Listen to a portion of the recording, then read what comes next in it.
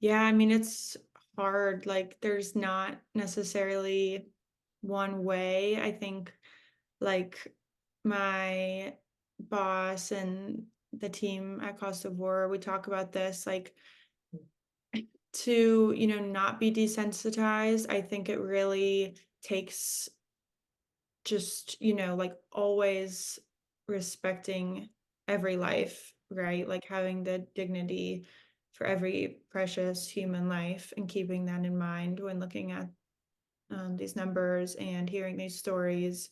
And, you know, that's something that, like, I always try and keep in mind. I think that's something that's so interesting with, like, whether it's the war in Ukraine, whether it's the war between Israel and Gaza, things that are happening now in the news. We see so many statistics, and it's almost like it almost seems like there's like a number that would be too much, right? Like, it's like only some lives are horrible to have ended, right? It's always, like, women and children, but it's really remembering that, like, every life is precious, and there's, one person killed is one too many, in my opinion.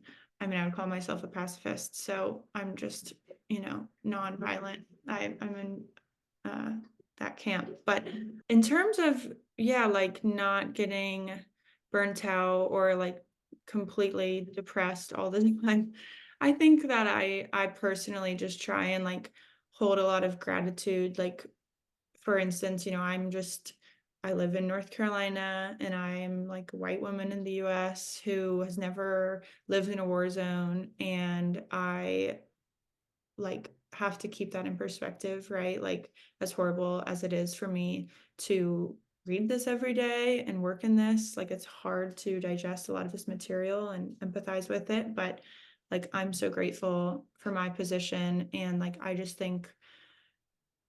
think, like, everyone in the world should know this information, right? Like, I'm just like, how are we still fighting wars, that are under the umbrella of the war on terror, but how are we bolstering foreign wars? And there doesn't seem to be a lot of other alternatives. I think there's so many questions that aren't asked. I think there's so many, ways looking back like that, at least with 9/11. I know, like, there's so many other alternatives that could have happened rather than invading a country, like the criminal justice system.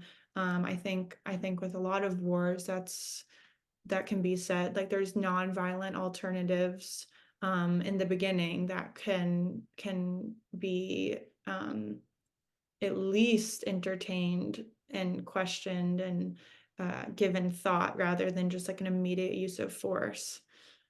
So that also I just keep in mind. Like, I just think this work is so important that I'm like, as hard as it is, we have to keep talking about this and changing the narrative around this.